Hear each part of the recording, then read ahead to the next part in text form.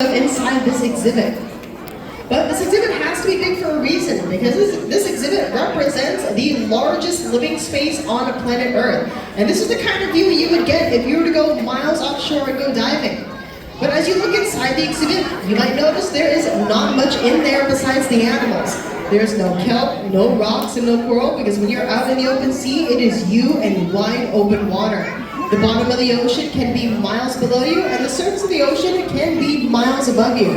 But each and every one of the animals inside this exhibit are specially adapted for this type of habitat and ecosystem. But if you are curious about what this exhibit looks like from the top, I can actually show you.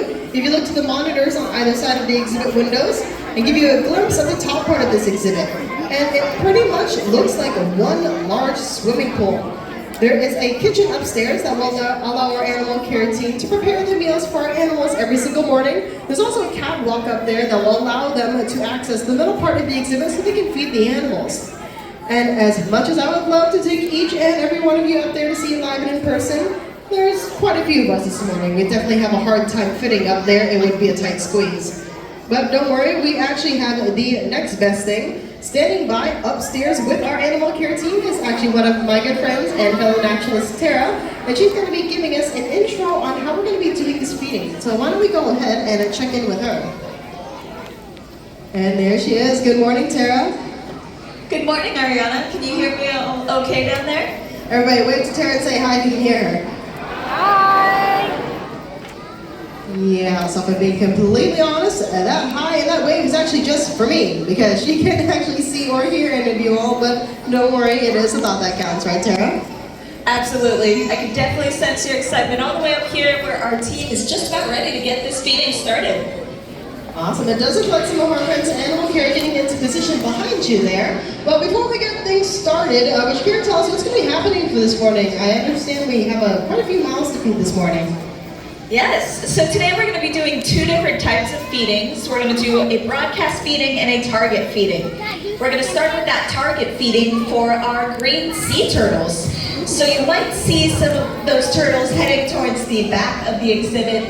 That's because we've lowered a visual target into the water that these turtles have been trained to recognize, kind of like a visual dinner bell. So they know to swim to that target to get their food. So today we're going to be feeding them some bok choy and some green bell peppers. Awesome. Sounds like we got a pretty good salad for them. And the minute you mentioned that target feeding, we're actually seeing the turtles zooming over to the far side of the exhibit. I think their target's just at the water. But once our turtles are in position, who are we going to be feeding next? Next, we're going to feed that big crowd about 10,000 small, hungry mouths. That's our Pacific sardines. You might be able to spot them at the bottom of the exhibit, but we're going to be feeding them with a broadcast feeding. So we're going to sprinkle their food on the top of the exhibit, the top and surface of water. And as it sinks down, it'll act like a trail of breadcrumbs, hopefully leading those sardines up to the top where they might be able to put on a show for us. So today we're going to be feeding them some fish pellets and some krill. Awesome. So we have a pretty jam-packed feeding happening this morning. I think I did catch a glimpse of some of the food starting to hit the water. But before I let you go and I take things from here, will you be joining us down here after the feeding to answer any questions for the lovely guests on this side of the window? Absolutely. I would love to come chat with all of you. All right. Well, I will go ahead and I'll let you go, but we will see you in the next couple of moments. So I'm going to go ahead and I'll take things from here, folks. But as Tara mentioned, we are going to be doing two different types of feedings. So the first one, as Tara mentioned, is going to be for our two green sea turtles. They're actually my favorite animal inside this exhibit. So you may have noticed that both turtles went ahead and zipped over to the right-hand side of the exhibit. And that is because they knew that their targets hit the water. Now it's going to be a little hard to see their feeding from where we're standing, but I can actually show you an example. If you go to the monitors again, I can show you what a turtle feeding looks like. So we'll have our friends in animal care that will go ahead and lower down that target. In this case, it's that little blue and white buoy on a string. And each of the turtles has been trained to recognize their targets. They know if they swim up to it, they get fed. So it's kind of like a visual dinner bell. But once they're at their target, they're going to go ahead and get that lovely salad of a green lettuce and a bell pepper. So both of our sea turtles are in their 70s, and they are both female. So they're going to go ahead and get their salad, and then they'll join us here back at the main window once their feeding has finished. But the other animal we are going to be feeding are going to be, as Tara mentioned, our 10,000 hungry mouths of our Pacific sardines. I know you don't see them right now, and if you're wondering where are the sardines, they are actually at the bottom half of the exhibit. It's actually a two-story exhibit. If you go downstairs to our special exhibit, Into the Deep, you can actually see the bottom part of this exhibit, and that's usually where you're able to see our sardines in a clear view. You also might be wondering, why are the sardines hanging out at the bottom of the exhibit instead of at the main window? And the answer lies in the larger, more predatory fish that are hanging out at the top. I'm actually talking about our yellowfin tuna, those football-shaped ones, and our dolphin fish, so the long ones that have the square-shaped foreheads. Because both of those fish out in the wild, out in the open sea, are actually natural predators of sardines. It looks like the sardines are now getting brave, and they're starting to come up to the main window. Here they come. Yep. See, I wasn't kidding when I said that. Yep, the dolphin fish are definitely very interested in the sardines. So one of the questions I do get asked the most about this exhibit is, how do we keep the big fish from eating the little fish? Well, the answer lies in two things. One, we schedule our feedings in a specific order. So on Tuesdays, Thursdays, and weekends, we will feed the big fish first, then we will feed the sardines. So that is how we make sure that the sardines are able to stay safe, because once those big fish have full stomachs, they're not going to eat anymore. So they'll be full and they'll save their energy. But the other thing we will do is we take advantage of that natural schooling behavior that you see the sardines doing. You see they're staying together in that tightly packed school, because remember, out in the open sea, there is nothing to hide behind. So when you are a sardine, the best thing you have to hide behind is your neighbor. And it definitely helps when you have 9,999 of your best friends to hide behind. There is safety in numbers. So for all the kiddos with me here today, when you hear the phrase, stay in school, there is a reason for that.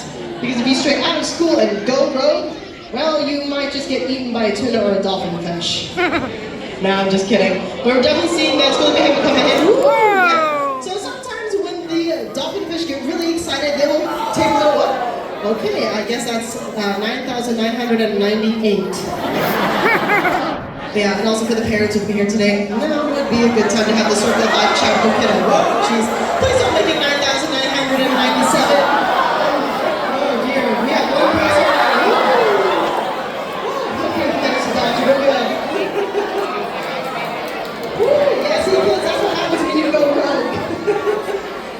Stay in school, I wasn't kidding. Oh, jeez. Oh my goodness. Looks like our sardines are really getting brave this morning. They're much braver than me. I would definitely be a very cowardly sardine if I were them. Okay, thankfully we're going to keep it at 9,998, and hopefully we'll keep it at that.